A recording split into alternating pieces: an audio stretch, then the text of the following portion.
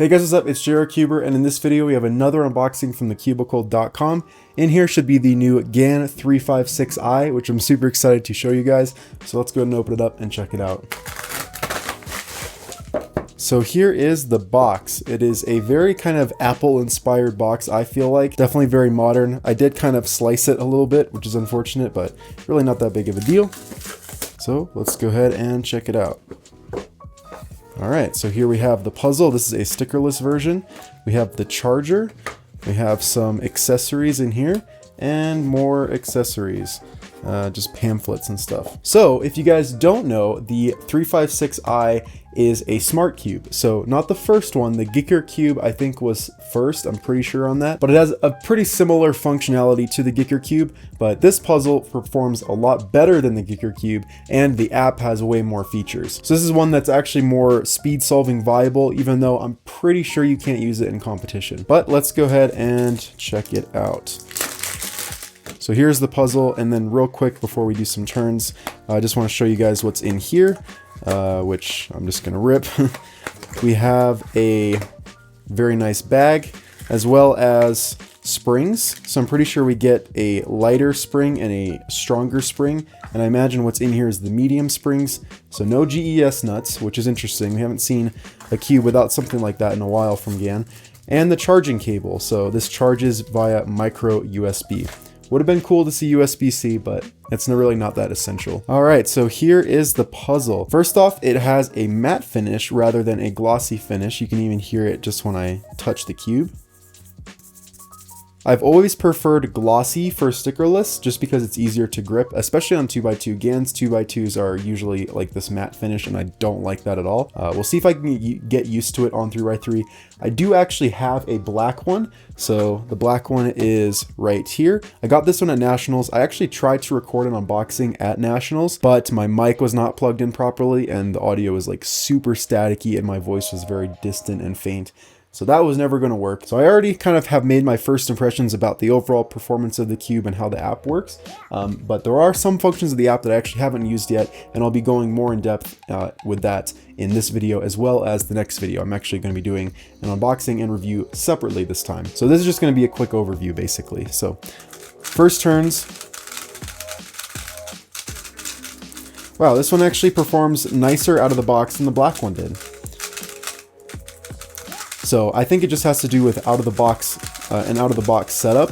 But yeah, overall, this is a very nice feeling cube. It's definitely much better than the GAN, and you know, feels like a GAN puzzle. You know, it's I don't think the plastic feels quite as soft to me as the GAN X. It's not as quiet as the GAN X. It's not as smooth as the GAN X. I don't think it performs as well as the GAN X overall, but it's still a very solid cube. Not the best out there, but very solid. I would describe the feel as almost having like a papery feeling. Like it's a pretty light turn, but it just feels kind of not quite smooth, but not quite sandy. It's a little bit in between. Yeah, overall it's nice. It feels quite fluid. The corner cutting is on point. You know, just out of the box, it already is doing pretty nice cuts. Maybe not all of the way across, but I'm sure some tensioning could fix that. And you can lubricate this puzzle. It has a ball core, and all of the electronics of it are kind of inside the ball core, so you're totally fine with lubricating the outside.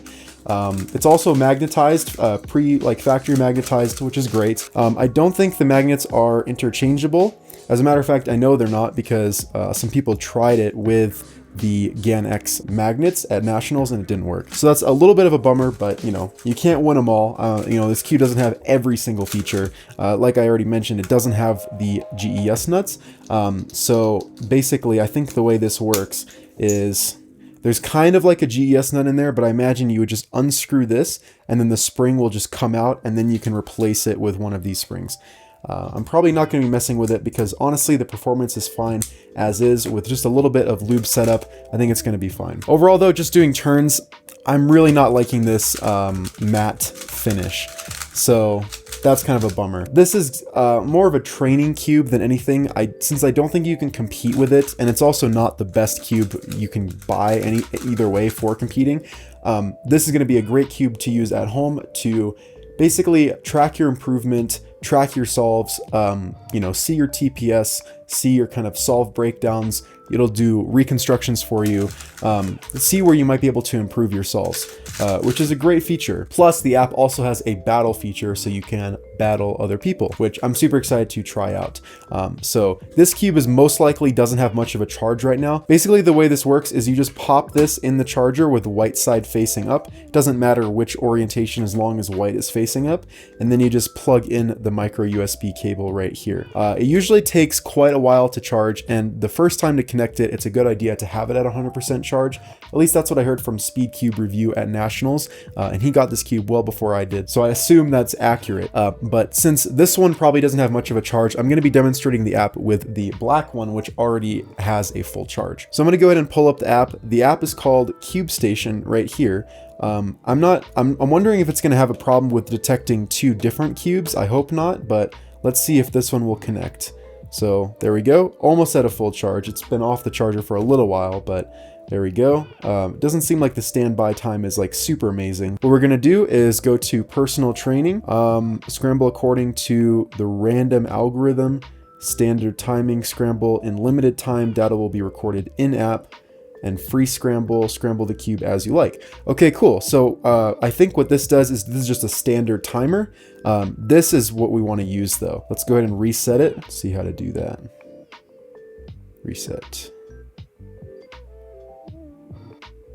Okay. There we go. If we just rotate this around to, yep, there we go. Now it has green in front. We can also just do it here. That's so much easier. All right. U2, F2, D. I don't know why I'm saying the moves, but this is the same thing as the Gicker Cube scramble app kind of thing, where it'll only, or actually, see, I mis-scrambled there a little bit, and it'll tell you what moves to do to get to the correct scramble. So once you finish scrambling, your inspection time automatically starts. You don't get 15 seconds, you just get a minute to scramble and inspect. So however much time you have left after scrambling is your inspection time. And then like the Gicker Cube, you just start turning to start the solve.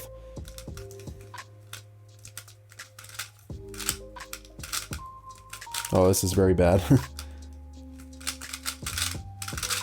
Just trying to preserve that pair, it didn't quite work out. There we go. So 14.6 was a horrible time. But basically what it'll tell you is your move count, your TPS, your rotations, and it also counts M moves, I'm pretty sure, as either 1 or 2 rotations, so that can be kind of annoying as well, and your fluency, which I'm not sure how that's calculated, but I think it has something to do with your turns mixed with the amount of pauses that you have, and then your times show up here. So we'll do a few more solves, and I'll see if I can keep my hands out of the way so you guys can see how this works. Let's go ahead and zoom out a bit out here actually so you can see everything. All right.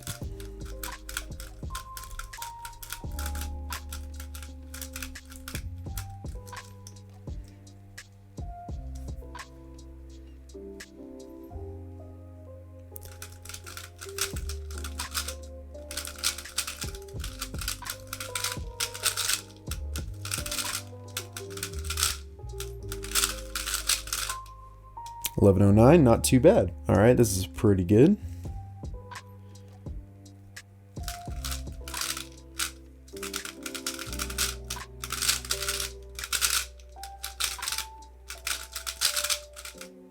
Yeah, 866, pretty good. So now we have a average of 5. So I'm pretty sure we can now go into our session. So I had some solves before already that were already in here, but this basically, you can click on a solve, it will play back your entire solve and show you basically all 4 of your steps. This one actually uses CFOP, not beginner's method. Shows you the breakdown for all the steps basically, and how much time it took, the percentage of time that your solve was.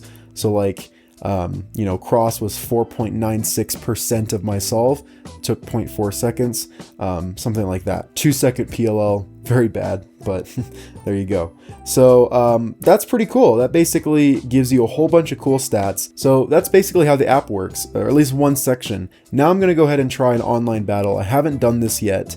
Now the stats for the online battles are going to show up here, and since I haven't done them yet, there's really nothing here. I have 100% win rate, but that's just because I haven't played one yet.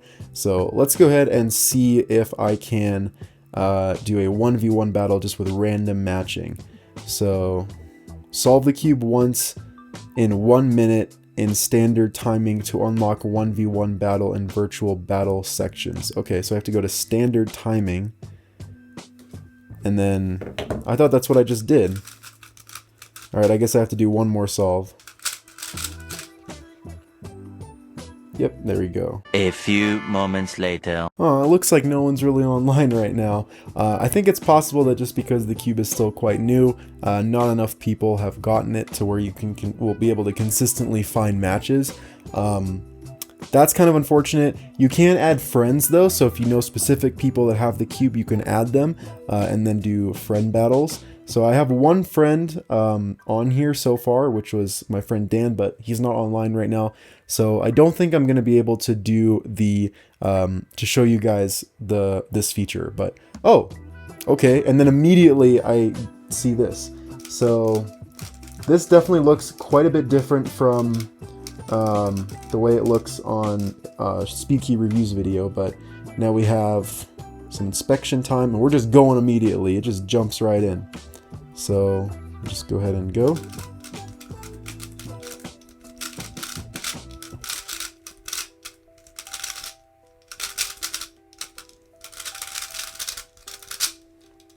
There we go.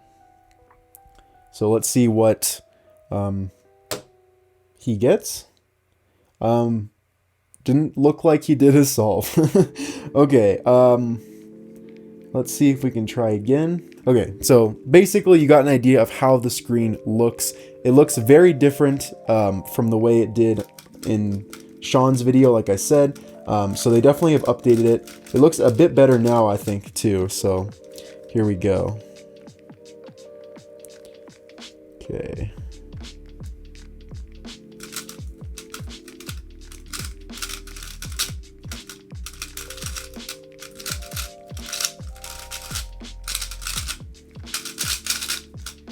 There we go.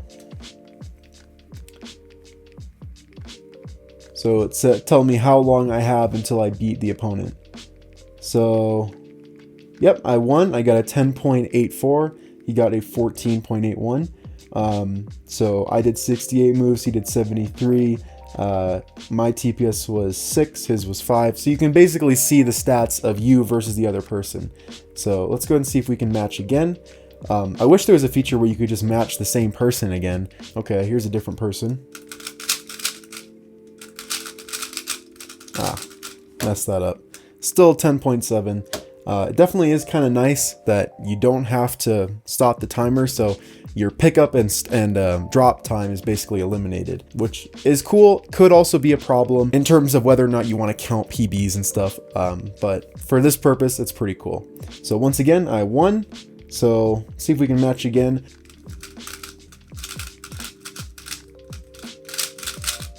Oh, wrong OLL. Ooh, I am not recognizing things today very well at all. That was an absolutely horrible solve.